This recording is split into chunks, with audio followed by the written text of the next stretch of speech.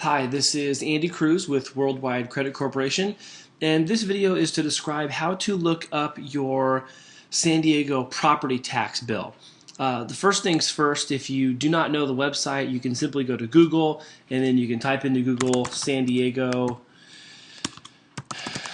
tax collector, and you see that the results come up to this website that says sdtreztax.com. You can simply click here and it'll send you there. Or if you know the address, you simply just go to the San Diego County Tax Collector site, and it's sdtreztax.com. Along the right hand side, you see a big button that says Pay Your Bill Online. Now, you're not going to go pay your bill if you're just looking up the information, but this is the way to get to the information to do research. Once you click on that, it comes to the tax collection pay your bill page. You scroll to the bottom where it says search or pay online. Search or pay online. Click there, and this is where you put in the property tax information. You can either use the address or you can use the parcel number. Now, I suggest just using the address because most times you may not know the parcel number. Now, when you're putting in the street address, you have to enter the actual number of the house and the street name, but then you have to also look to the next field, which is select street type. So in this case, it's Oak Point Avenue, and instead of typing avenue and street address, I have to select avenue under this drop-down. You enter the zip code, and then after that's done, you begin search down at the bottom.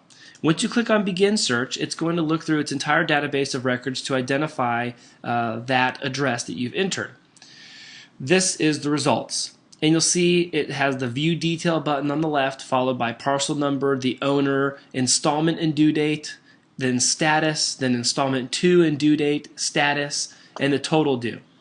So when you click on the View Detail page, this will give you what the county records has on file for your property.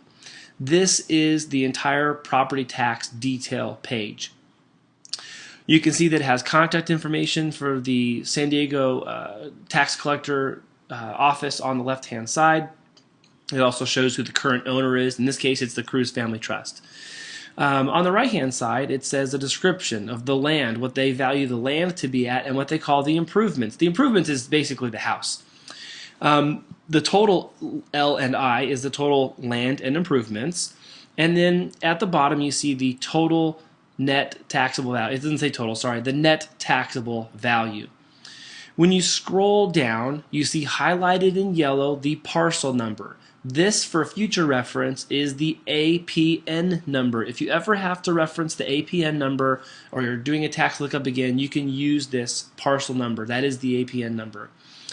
It also says at the top the first installment and second installment due and the total due.